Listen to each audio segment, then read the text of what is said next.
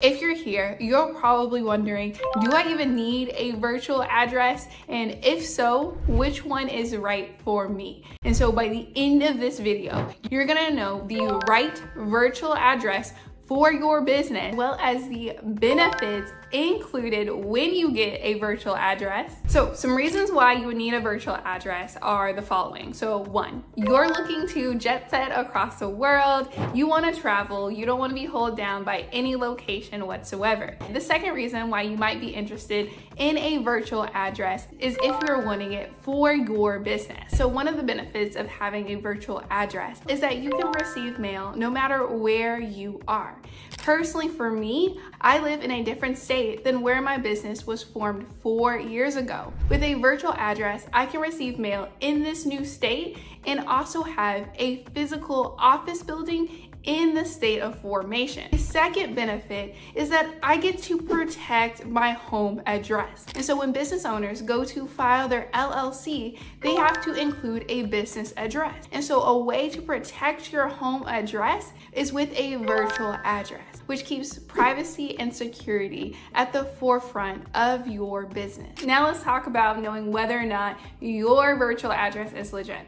And so there's a few things that I need you to do. First, you're gonna find the virtual address that is perfect for you. It should be near your home address, or it'll be at a location that you know you're gonna visit as you're traveling around the world. So once you find the perfect address for you, you're gonna go to Google Maps. And so you're gonna type into the search bar, maps.google.com. And so once you get there, you're gonna paste in your virtual address. This right here is my virtual address, which I got through the best virtual address service, which works perfectly for my business. So you're gonna type it into Google, and then you're gonna grab this yellow icon in the bottom right-hand corner, and you're gonna drop it right in front of the red pin. Now it's gonna take you to a realistic view of what this virtual address looks like. Tell me, what do you see? Is it a mailing center, an old building, or does it look like a physical office location? As you see here, mine looks like a legit office building. This is what you want yours to look like if you're using it for your LLC documents,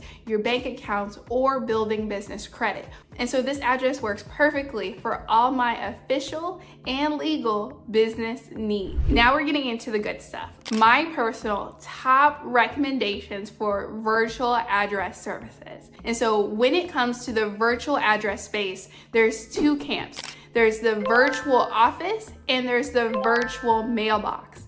The best virtual office service is Alliance Virtual, and is the one I personally use for my business. And then in the second camp, we have a virtual mailbox. The best virtual mailbox service is iPostal One. Now let's talk about some addresses that you do not want to use for your business. One, you don't want to use your home address. As mentioned earlier, the business address is going to be public record. If you use your home address, that means anybody can find out where you live. And so if you want to protect your privacy, it is not a good idea to use your home address as your business address. The second address that you wouldn't really want to use is a PO box. If you try to use a PO box on your LLC documents, 99% of the time it will get rejected. They will go, nope, that's not okay. That is not a business address. So likely if you try to use a PO box, it's going to wind up costing you money because the state's not going to accept it and banks aren't going to accept it either. So a PO box is not the way to go if you need an address for your business. The third address that you might hear about, but you want to be very careful about using, is using the registered agent address as your business address. And so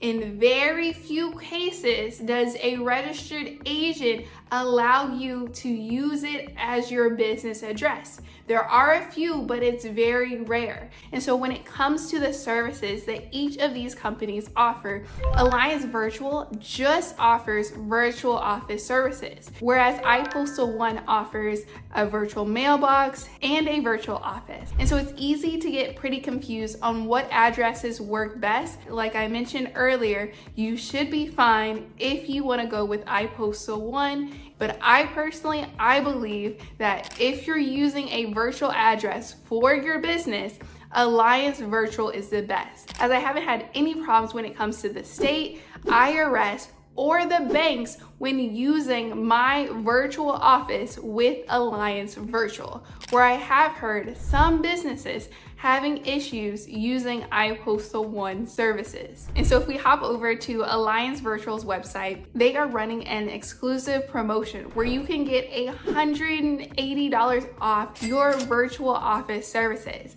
I can't say this promotion is gonna run forever, so I would get this set up today if I were you. And so once you land on the website, you will enter in your city, zip code, or state so that Alliance Virtual can find a virtual office that is closest to you. Once you do all that, you're gonna see a couple of different options and different price points. You should consider, what are your needs as a business? Do you need a live receptionist, somebody that's gonna be available during all working hours to answer customer calls? Or do you need meeting rooms? Do you need an official place to meet your customers or investors in person? If so, then you do wanna get meeting rooms as an add-on service. And if you happen to be running an online business from home, then you want to consider, how far is this virtual office from your home address? Because you don't want to have to drive 30 or an hour to go to your virtual office when you could just find a virtual office location that is closest to you. A few more things you want to consider is, do you want mail forwarding? Do you want the virtual office to send you mail no matter where you are? Or do you want them to set up your business phone number? And so you can get your virtual office and business phone number all in one place. One more very important feature that you want to look out for is the monthly contract terms. And so when signing up to have a virtual office, you might see terms that say 3-month contract, 6-month contract, or 12 months. And so that's an agreement saying that you will use those services for the period of the contract. And so that's something very important to look out for that some business owners might miss. But because you like and have subscribed to my channel, you won't miss it. Now, once you've chosen the virtual address that is perfect for your business, it's time to fill out Form 1583. This is the Commercial Mail Receiving Agency form. This allows the virtual office to receive mail on behalf of your business. And the reason why this form is required is because the United States Postal Service wants to prevent theft, fraud, and tampering with mail. And if you think about it, it makes sense. But it doesn't stop there. You will also need to get this form notarized. Fortunately, Alliance Virtual includes this service in the setup process. And so what you'll need to do is provide 2 forms of identification. You'll also need to show yourself on camera, and then they will proceed to confirm that you are you and you are giving the virtual office permission to receive mail on behalf of your business. And so now you should receive notification from Alliance Virtual within the next 12 to 24 hours, letting you know that you officially have a virtual office set up and ready to go. If you've gotten to this point, you're doing amazing. You've officially chosen your virtual address and have it set up, and it's looking ready and nice to go. And so if you're here, you're like, how do I change my paperwork, my forms, everything to line up with this new business address? And so there's a few things that you do have to do. You have to make sure that everybody has your new business address. The IRS, the state, the banks, you gotta tell everybody. Starting with the IRS though, business owners will need to fill out Form 8822-B. This is the official change of address form. And so it looks something like this. You'll need to fill this out and send it to the IRS. You could, depending on who you talk to, you could talk to the IRS and they might update the address, but to make sure and have physical proof that you sent them the business address change, you can send them this form. And then when it comes to the state, also known as the Secretary of State, you'll likely have to make an amendment. The next step that you want to do is to update your business address with your Secretary of State. In order to do that, you're going to have to file an amendment. And so each Secretary of State is different. You can file this form by going to your Secretary of State website, and you can also have your business formation company take care of the process for you. And so I formed my business with Zen Business, and if you go with their worry-free services, they'll take care of 2 amendments for you so that you don't have to worry about any of the paperwork. The next step that you want to do is to let any banks or vendors know that you've updated your business address. And so for me personally, I had to update my business address on all of my business checking accounts and on all my business credit cards. And you also want to update your business address across all listings. So this could be Google My Business, Yelp, or the 411 listing. And so it's very important that all the companies and businesses that you work with have your most up-to-date business address. And so that when they send you mail, it'll be able to reach the right place. So you now know what is the right business address for your business and the exact steps that you would do in order to set up a virtual address properly.